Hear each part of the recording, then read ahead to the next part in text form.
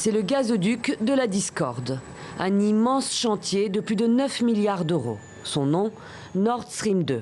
Il vient doubler son gazoduc frère, Nord Stream, qui relie la Russie à l'Allemagne via la mer Baltique. C'est le gazoduc le plus long du monde, avec plus de 1200 km de tuyaux, destiné à transporter 55 milliards de mètres cubes de gaz par an. Objectif, approvisionner en gaz russe le vieux continent et principalement l'Allemagne, engagée dans la fermeture de ses centrales nucléaires.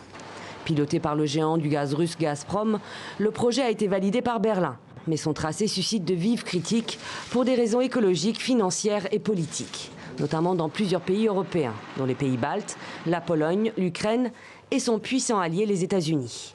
Washington qui est toujours en guerre contre ce projet de gazoduc.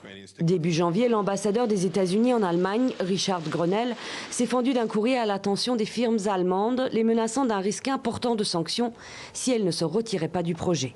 Ce qui lui a valu une remarque à mots couverts du président allemand.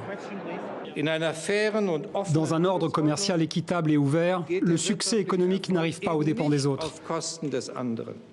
Pour ses détracteurs, Nord Stream 2 risque d'approfondir la dépendance énergétique des pays de l'Union européenne à la Russie. En attendant d'éventuelles sanctions américaines, les premiers tronçons du gazoduc reposent déjà en mer pour une inauguration programmée fin 2019.